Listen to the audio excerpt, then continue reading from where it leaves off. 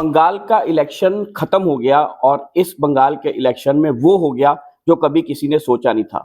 खासकर ममता बनर्जी ने कभी भी नहीं सोचा था कि उसका किला ताश के पत्तों की तरह इस तरह से ढह जाएगा जिस तरह से इस बार ढहा है। ममता बनर्जी ने कभी नहीं सोचा था कि उसकी इतनी करारी हार होगी और हार भी ऐसी कि उसकी अपनी सीट तक नहीं बच पाएगी।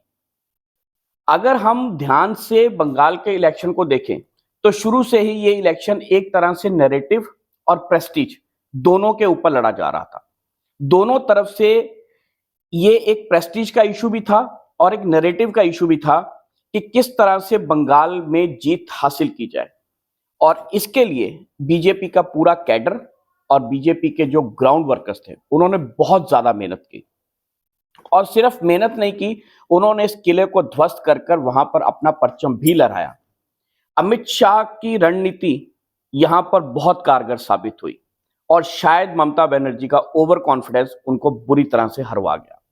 जब से बंगाल का इलेक्शन डिक्लेयर हुआ था तभी से इस बात की चर्चा जोरों पर थी कि इस बार बंगाल में होगा क्या। सबकी नजरें बंगाल के ऊपर टिकी हुई थी और ममता बनर्जी शुरू से ही बहुत कॉन्फिडेंस थी कि किसी भी तरह से बंगाल उनके हाथ से नहीं जाएगा, क्योंकि उनको जो तुष्टीकरण की नीति के ऊपर और जो उन्होंने एक खास समाज वर्ग का सपोर्ट हासिल था, उनको था कि ये वोट बैंक उनके लिए काम करेगा। लेकिन इस बार लोगों ने बदलाव का रुख अपनाया। लोग ममता की दमनकारी नीतियों से दुखी थे। बंगाल में जो हिंदुओं के साथ अत्याचार हो रहे थे वो भी बहुत बड़ा कारण था ममता बनर्जी की हार का। आज के इस एपिसोड में हम मुख्यतः 4-5 बिंदुओं के ऊपर बात करेंगे कि क्या वो कारण रहे जिस कारण से ममता बनर्जी को बंगाल हारना पड़ा। अगर सबसे पहले मुख्य तौर पर हम बात करें तो ममता बनर्जी की एरोगेंस, जो हमेशा उनके बात में, उनके एटीट्यूड में और उनके काम करने के तरीके से झलकती थी, उससे बहुत सारे लोग परेशान थे। लोग उनकी एरोगेंस को बर्दाश्त नहीं कर पा रहे थे और अब बदलाव चाहते थे। और दूसरी तरफ नरेंद्र मोदी हमेशा उस एरोगेंस का जवाब हमेशा एक स्माइल के साथ देते थे। तो ममता बनर्जी के लिए सबसे बड़ा कारण बना उनकी हार का, सबसे पहला वो था उनकी एरोगेंस। दूसरा जो कारण बना वो बना पार्टी की आपसी फूट। बहुत समय से देखा जा रहा था, बहुत सारे नेता उनसे नाराज चल रहे थे। उनको जो भी सजेशन या सुझाव दिए जा रहे थे वो उनको पूरी तरह से इग्नोर कर रही थी। उन्होंने एक तरह से पूरी टीएमसी को वन मैन आर्मी बना के रखा हुआ था और वो या उनके भतीजे, इन दोनों के अलावा पार्टी में किसी की कोई खास नहीं चल रही थी, जिस कारण पार्टी वर्कर भी उनसे नाराज थे और पार्टी के अंदर जो लोग थे वो भी उससे नाराज थे। अगला जो एक बड़ा कारण रहा वो बहुत सारे ऐसे मुद्दे थे जिनके ऊपर ममता बनर्जी से संवेदना की अपेक्षा थी। ना सिर्फ विपक्ष को, ना सिर्फ जनता को, बल्कि उनकी पार्टी के अंदर भी कुछ लोग उसके ऊपर संवेदना चाहते थे, लेकिन ममता बनर्जी ने उन मुद्दों के ऊपर संवेदना नहीं दिखाई। अगर इसमें बात की जाए तो सबसे अहम मुद्दा जो आरजी कॉलेज का बलात्कार कांड हुआ, उसके ऊपर ममता बनर्जी ने वो एक्शन नहीं लिया जो उनको लेना चाहिए था। बीइंग अ फीमेल होते हुए, बीइंग ए चीफ मिनिस्टर होते हुए और बीइंग ए स्टेट की होम मिनिस्टर होते हुए भी ममता बनर्जी ने उस पूरे एपिसोड के ऊपर वो एक्शन या वो सजा का प्रावधान नहीं पैदा किया जो होना चाहिए था, जिसकी पब्लिक मांग कर रही थी। तो ये जो बलात्कार का कांड हुआ, उस कांड ने कहीं ना कहीं पे पब्लिक में ये आक्रोश पैदा कर दिया कि ममता बनर्जी के राज में लॉ एंड ऑर्डर बिल्कुल तरह से चरमरा गया है।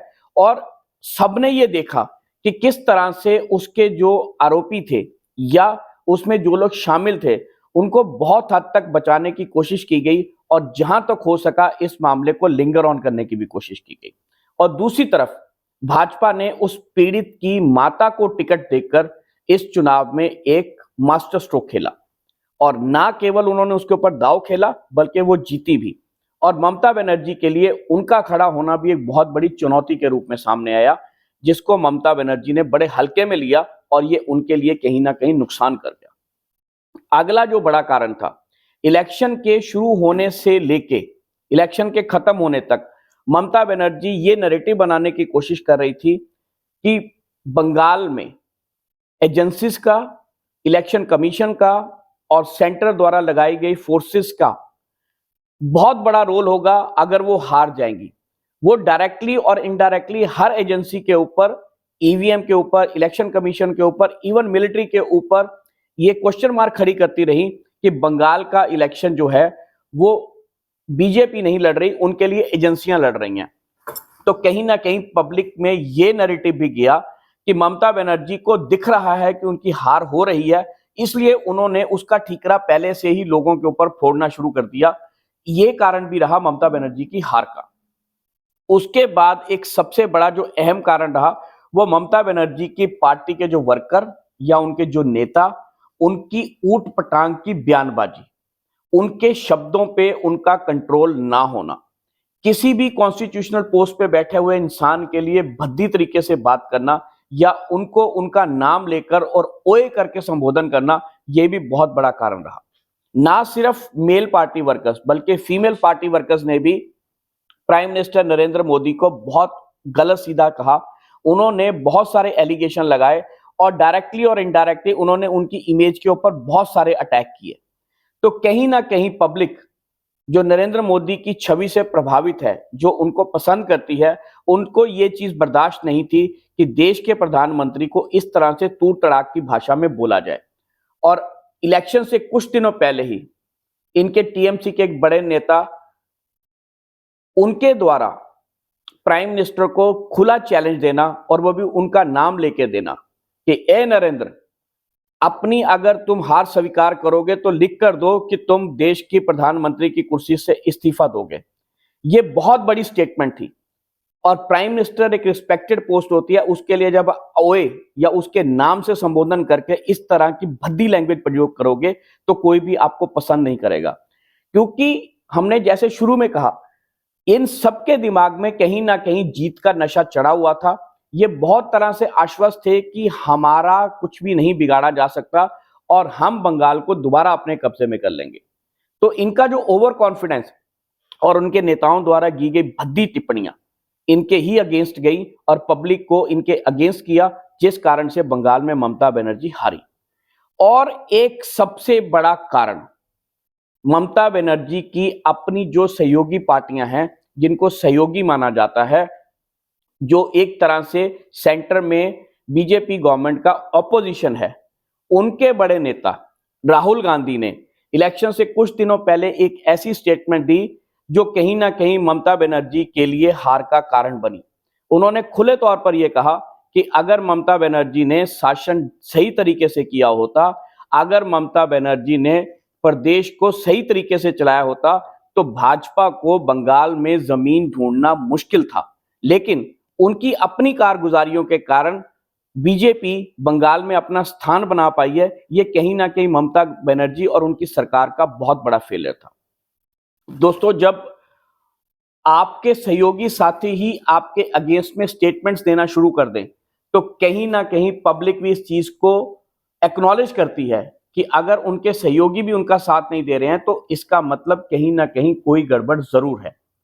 तो ये बहुत सारे कारणों में से कुछ एक कारण थे जो हमने अपने हिसाब से ढूंढे, जो हमें लगता है कि ममता बनर्जी का जो बंगाल का किला था, जो ढाने में बहुत कारगर साबित हुए और इन कारणों से ही ममता बनर्जी की बंगाल में हार हुई है। दोस्तों, अब ये देखना होगा कि ममता बनर्जी की एरोगेंस में कुछ फर्क आता है या नहीं आता है आने वाले समय में, क्योंकि उनकी पार्टी सेकंड लार्जेस्ट पार्टी है और वो ऑपोजिशन का किरदार निभाएगी इस बार बंगाल में। तो क्या वो विधानसभा में एक जिम्मेदार ऑपोजिशन का रोल निभाते हुए अच्छे मुद्दों के ऊपर बहस करेगी या अभी भी तुष्टीकरण की या बदले की भावना से अगर ऑपोजिशन काम करेगा तो बंगाल में और नुकसान होगा इस पार्टी को। आने वाला समय बताएगा कि बंगाल को बीजेपी ने जीत तो लिया है, लेकिन उसमें लॉ एंड ऑर्डर और जो बाकी सारी प्रॉब्लम चल रही हैं और सबसे बड़ी समस्या जो वहां पे रोहिंग्या बांग्लादेशी मुसलमानों की है, उसके ऊपर बीजेपी सरकार किस तरह से अब काम करती है, ये देखने वाला मुद्दा होगा आने वाले समय में। क्योंकि लोग, खासकर बंगाल के हिंदू, इन रोहिंग्या बांग्लादेशी मुसलमानों से बहुत परेशान हैं और शायद उन्होंने इनसे दुखी होकर ही बीजेपी को वोट किया है और वो चाहते हैं कि शायद अब घुसपैठियों की और इन बांग्लादेशी रोहिंग्या मुसलमानों की यहाँ से विदाई होएगी। और अगर ऐसा करने में भाजपा कामयाब हो जाती है तो बंगाल फिर से वो प्रदेश बन जाएगा जहां पे कला, संस्कृति, व्यापार सब साथ साथ में चलते थे और लोग खुशहाल थे। और हम उम्मीद करते हैं कि आने वाले समय में बंगाल अपनी जो खोई हुई छवि थी उसको दोबारा से प्राप्त करेगा और बंगाल में अमन और चैन की दोबारा से आप कह सकते हो कि लहर बहनी शुरू हो जाएगी और बंगाल फिर से अमन और चैन के साथ आगे बढ़ेगा। क्या होगा ये आने वाला समय बताएगा, लेकिन अभी के लिए यही सबसे बड़ी बात है कि बंगाल में ममता बनर्जी का किला ढह चुका है और भाजपा वहां पर काबिज हो चुकी है। चीफ मिनिस्टर का अनाउंसमेंट अभी होना बाकी है। देखते हैं किसके ऊपर भाजपा दांव खेलेगी मुख्यमंत्री का, ये आने वाला समय बताएगा। तब तक आप जुड़े रहिए हमारे चैनल मंथन के साथ। इस तरह के विषय जब भी समाज में आते हैं तो एक जिम्मेदार चैनल होने के नाते हम उसके ऊपर अपनी टिप्पणी जरूर करते हैं। हमारा कहीं पर भी किसी भी पार्टी विशेष को संबोधन करने का मतलब नहीं होता। हम सिर्फ क्रिटिकल एनालिसिस करते हैं जो हमें अपने हिसाब से ठीक लगता है। हम ना तो किसी को पार्टी को सपोर्ट करते हैं ना किसी पार्टी के अगेंस्ट हैं, लेकिन एक जिम्मेदार चैनल होने के नाते हम हमेशा कोशिश करते हैं कि अगर किसी को जीत मिली है तो उसके क्या कारण रहे और अगर कोई हारा है तो उसके भी कारण आपको बताया जाए। हम उम्मीद करते हैं आपको हमारी ये छोटी सी पेशकश पसंद आई होगी। जुड़े रहिए हमारे चैनल मंथन के साथ। अगले हफ्ते मिलेंगे किसी और विषय पे किसी और गेस्ट के साथ। तब तक हमारी तरफ से बाय।